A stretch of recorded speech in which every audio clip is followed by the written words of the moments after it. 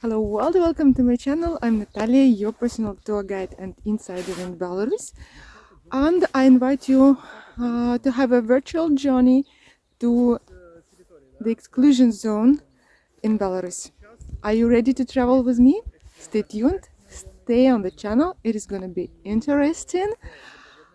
And I'm not alone, you will see my company quite soon. Don't forget to subscribe to my channel, comment the video below, and let's start. Let's go.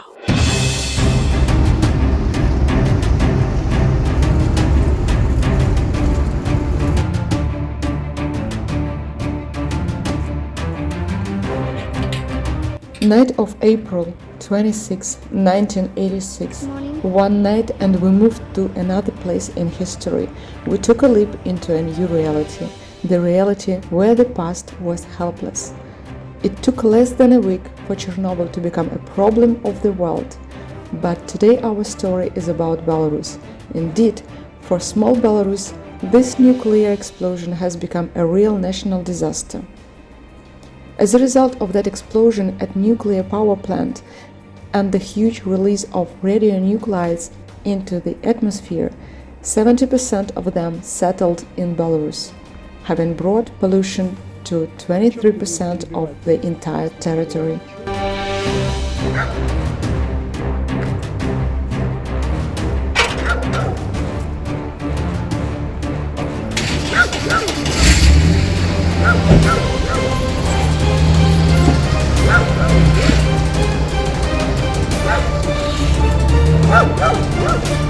After Chernobyl, our country lost 485 villages and small settlements.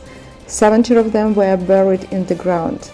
More than 2 million people in the first decade after the tragedy lived on contaminated land. 700 of them were children.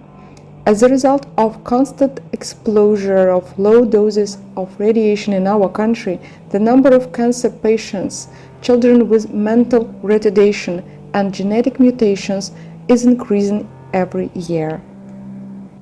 Gomel region is the most affected one in Belarus. It is here, on the land of the highest radiation level, on the area of buried and resettled villages.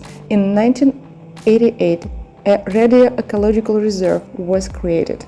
This reserve was established with the aim of implementing a set of measures to prevent a removal of radionuclides outside its territory, to study flora and fauna in these areas, to conduct radiation ecological monitoring and radiobiological research. So it's a big research center which attracts scientists from all over the world. It was opened for visitors, for tourists, only 3 years ago.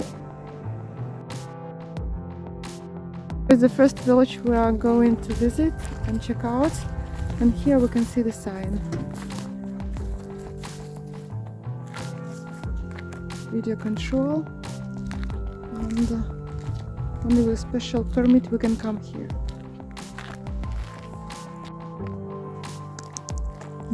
He's making his video. Village Dronki. Before that explosion there were 272 people living here. There was even a small school. In that April the weather was quite warm and it was the time for planting crops and vegetables to get a good harvest during the season. But it didn't happen. In the beginning of May they were told that they have to leave their homes for a few days or maximum for a week. So they left everything here, hoping to come back quite soon, but never came back again.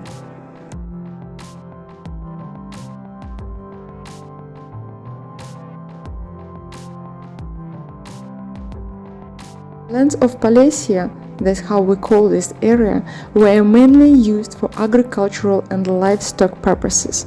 Therefore, for economy of this region, land contamination has become a real economic disaster.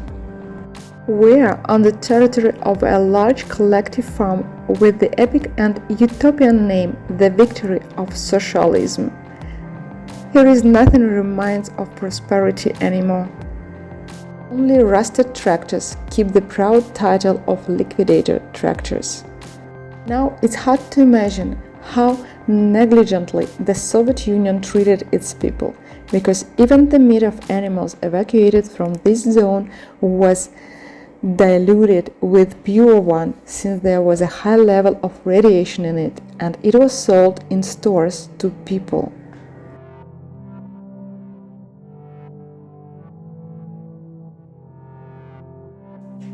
Now we explore the school in Gomel village. The school is quite big. There were 200 pupils studying here.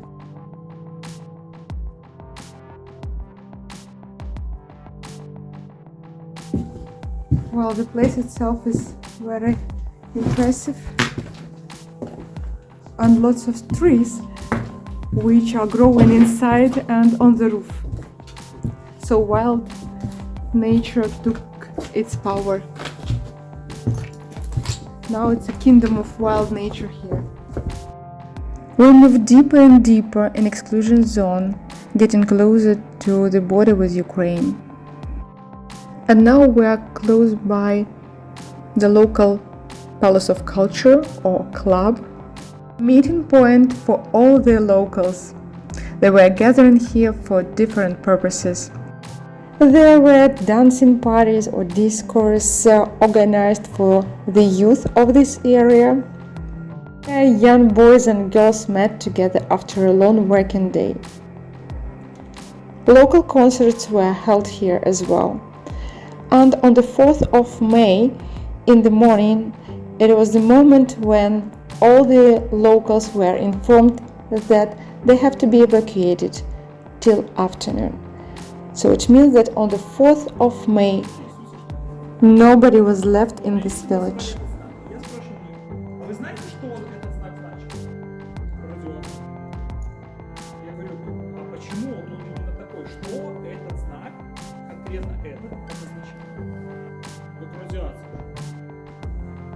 Well, we continue our exploration and we move closer and closer to the border with the Ukraine. We are in Krasnoselye area. Wonderful view around, and thanks God we have a good weather today, and we're gonna climb to the observation tower. Right now I'm gonna show you around. Are you with us? Are you enjoying the trip? News climbing.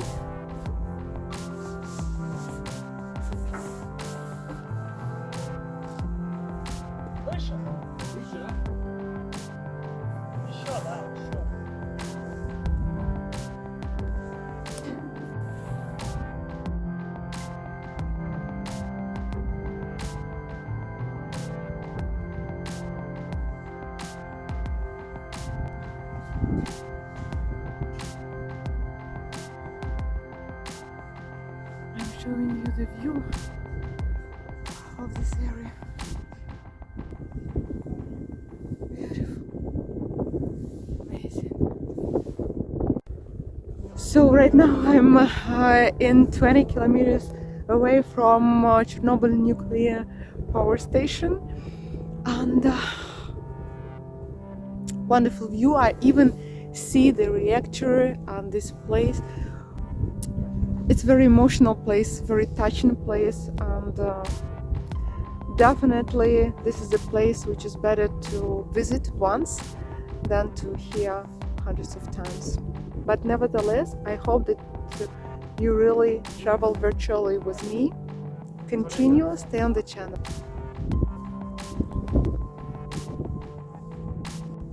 Have you seen a reactor? Don't.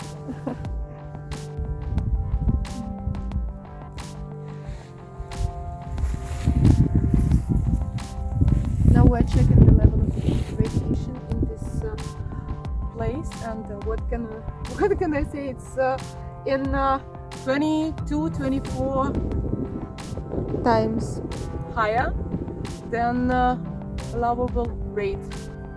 Can you imagine? Pretty high.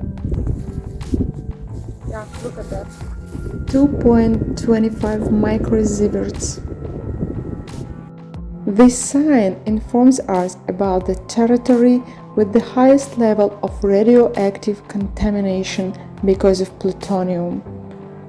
So it's not the best place to stay for a long time, to have a picnic or make your meditation. Well, almost 8 hours we are here exploring Belarusian exclusion zone. Hope it was informative for you. And now you have more information about Belarusian Chernobyl. If you have any questions, you are very welcome to ask them. Comment below this video. If you need some other information about this place, you wanna come for instance, please contact me. And don't forget to subscribe to my channel. You are always welcome to support my channel. I'm so grateful to you every time, and stay tuned, stay informed. See you on the road.